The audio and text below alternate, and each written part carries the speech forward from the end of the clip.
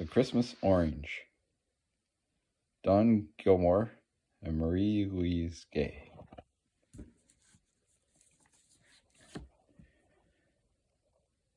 Santa didn't make many mistakes, but he made a big one when he asked what Anton Stringley wanted for Christmas.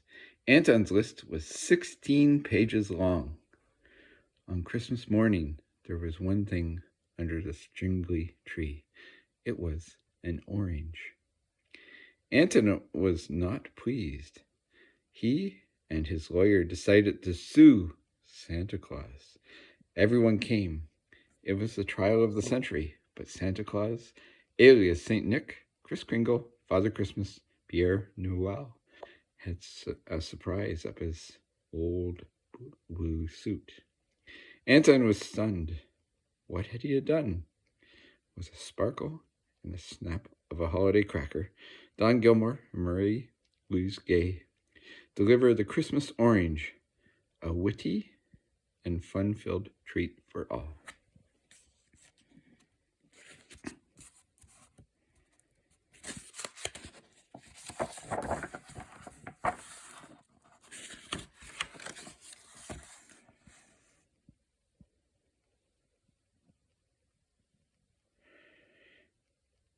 Anton Stringley's birthday was December 25th, Christmas Day. When he was very young, he thought the whole town was celebrating his birthday. Naturally, he thought he was pretty special. When he found out everyone was really celebrating Christmas, he didn't feel special at all. So his parents bought him extra presents each year. Presents for his birthday and presents for Christmas. Anton had a round head and more toys than anyone.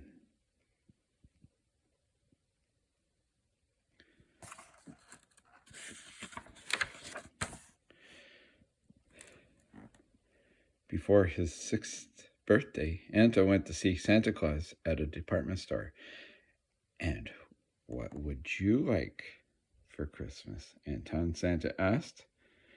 Anton took out his list, which was 16 pages long. I want a rocket ship, he said, bright red, filled with popsicles, a swimming pool, and a dog that can sing.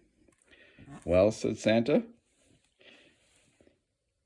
that should keep me pretty busy. He tried to put Anton down and move on to the next child. A gun that shoots apple juice, hockey skates, and someone to do my homework. That's a lot for one boy, Santa said, a bit wearily. I'm still on the first page, Anton said. I want a spy watch that takes pictures, a fire truck, and 200 cookies. Santa put Anton down and gestured to the next child. Merry Christmas, Anton, he said. I'll leave you the list, Anton said, stuffing it into Santa's pocket. My address is at the top. There's parking on the street. Santa looked at the line of children. There were 122 left to see.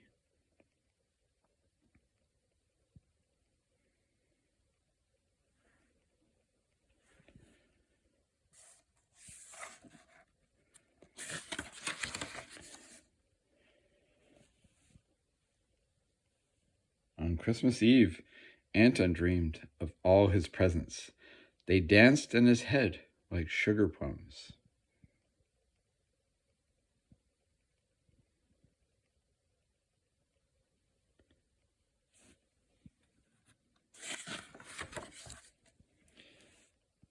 But when he woke up and went downstairs, there was just one small present from Santa under the tree.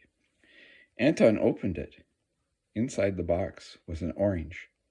An orange? There had to be some kind of mistake. Where was the guitar? Where was the car? Maybe they didn't fit under the tree. Santa must have left them somewhere else. Anton searched the house. Nothing. He checked the garage. No sign. Maybe Santa had gotten the address wrong. He woke up the Blinkets next door and asked if they had 600 presents addressed to him. They didn't. What was he going to do with an orange?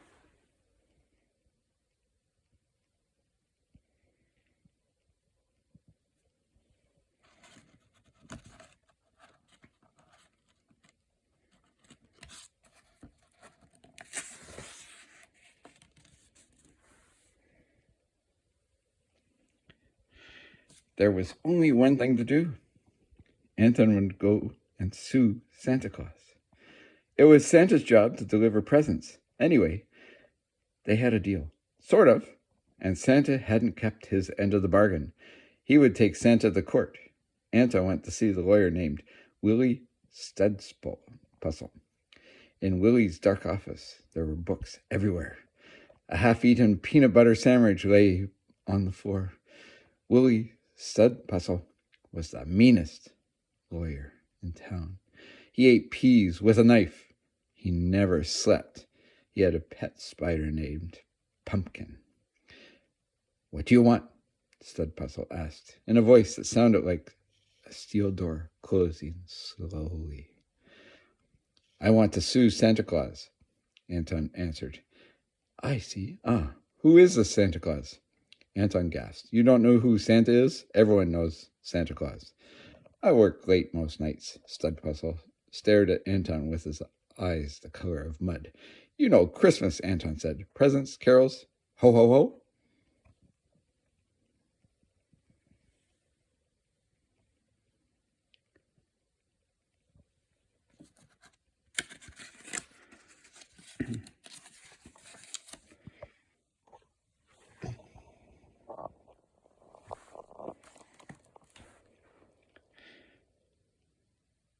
"He's not that annoying fat man in the red suit, is he?" Studpuzzle asked. "The one ringing that ridiculous bell in front of the stores?" Yes, that's him.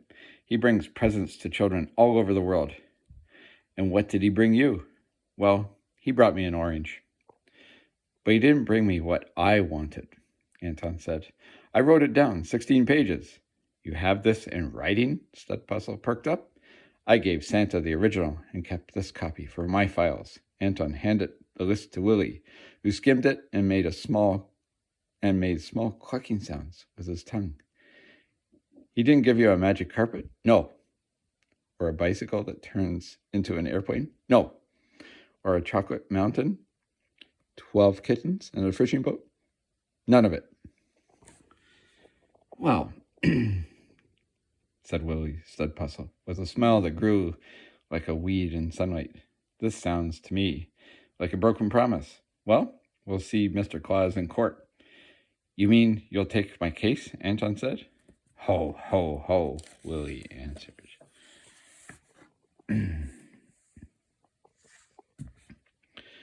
Judge Marion Oakengray looked around her courtroom.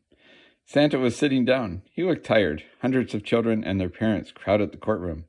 The biggest newspaper in town, the Daily Partridge, had called this the trial of the century.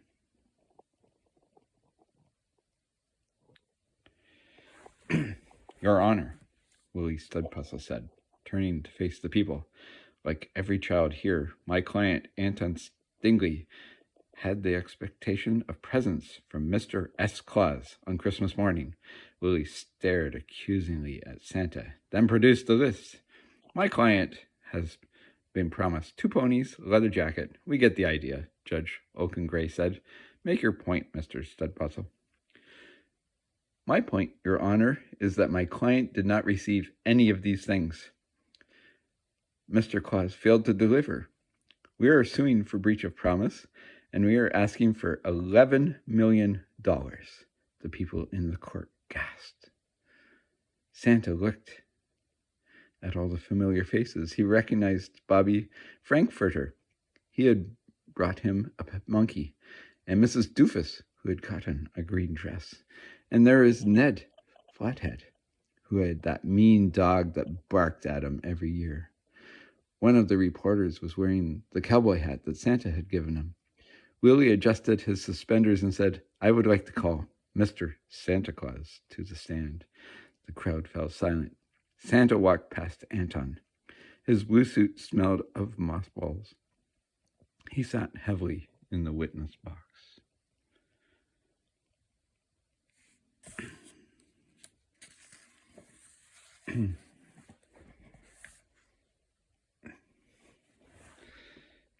"Mr. Claus," Willie Studpuzzle asked, "did my client give you a list of presents he wanted?" "He did," Santa answered. Did you deliver any of these presents, Mr. Claus? Willie asked, his finger wagging near the tip of Santa's nose. Did you deliver a single one? I brought him an orange, Santa said. The crowd moaned. An orange, Willie repeated. No bike, no car, no hockey tickets. An orange? How thoughtful, he said meanly. Willie leaned close to Santa. You are sometimes known as Father Christmas, aren't you? Yes, I am, said Santa. And Kris Kringle? Pierre Noel? Jolly old Saint Nick? Yes, all those names. I would suggest to you, Willie said, you are neither jolly nor a saint. Your name isn't even Nick. Willie turned to the judge. Would someone who is innocent need so many names? I think not. The crowd went wild. Judge Oakengray banged her hammer. Court is adjourned for lunch, she bellowed. When Santa left the courtroom, reporters pressed around him. Television cameras whirled. Is it true, Mr. Claus? Said one reporter, sticking a microphone under Santa's nose, that you brought yourself a brand new car this Christmas? No, I drive a sleigh. More questions filled the air. Hey, Kringle, isn't that your real name? How much money did you make last year? How come you don't hire tall people? Are your reindeer non-union? And so on. Santa's heart was filled with sadness.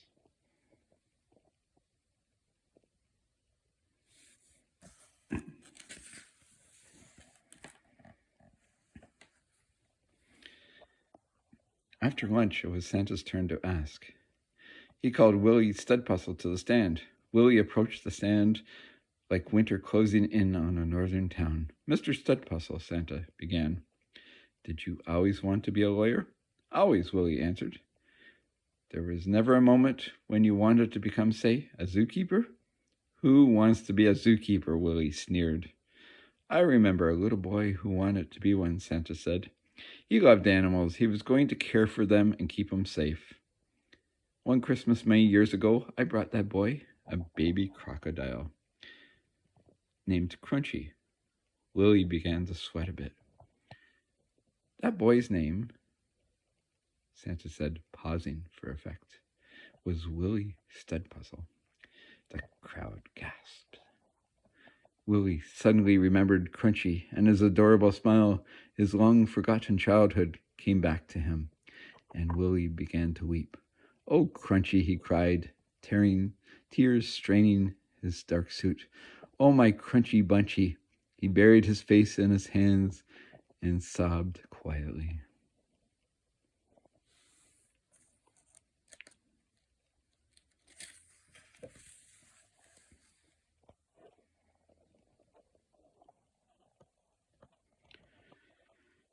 Santa turned to face the people in the court. You're unhappy that I didn't bring Anton Stingley what he wanted for Christmas. You're unhappy that I don't always bring you what you want. Well, it isn't my job to bring you what you want. The crowd was shocked. There was cries of protest. My job, Santa continued, is to bring you what you need. He looked down at Anton. How many toys do you own, Anton? I don't know, Anton said meekly. 20? In fact, Anton, you own 1,141 toys. 900 of them have been played with exactly once. 112 haven't even been touched. You don't even need 600 new toys, toys that would sit unplayed with, toys that would make other children happy. What you need was something precious and small. You need one perfect, mysterious orange. The people in the court looked at Anton.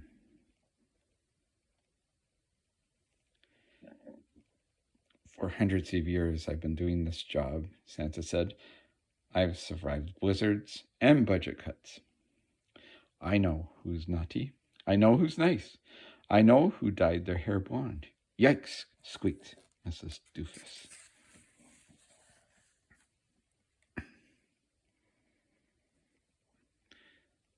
I've had reindeer problems. I've worked nights. I've never taken a holiday. I'm tired. Santa looked tired. His eyes were heavy. His hair was white. And now you're unhappy, he said, looking at the people. Well, I'm unhappy too. I quit. A silence descended upon the room. A silence so big, silent, you could have heard a mouse breathe. Santa began to leave the courtroom.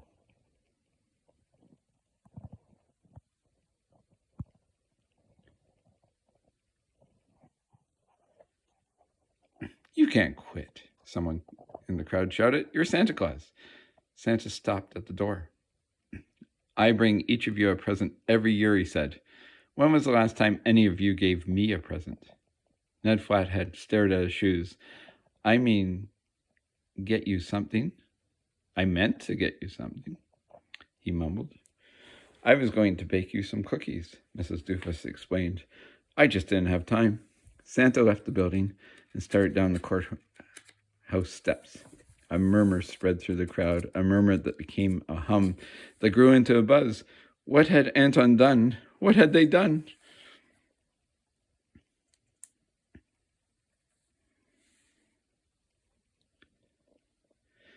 On the street, Santa raised his hand to call a taxi. Anton knew he had to do something.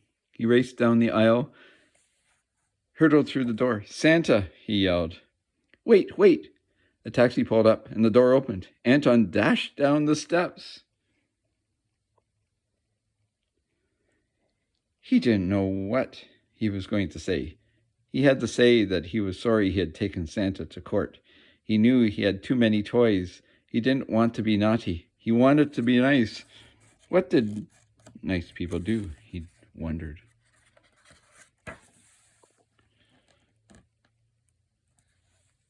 They did nice things. Anton wanted to give Santa a present, a perfect and wonderful present. In his pocket, he felt something mysterious. He took it out and looked at it. It was as round as Anton's head and as perfect as the sun. It was the Christmas orange. He held it out to the tired old man who was getting into the taxi. It's for you, Anton said. Merry Christmas, Santa. Where are you going, buddy? The cab driver asked. Santa took the orange and smiled. I'm going to the North Pole, he told the driver. I'm going back to work.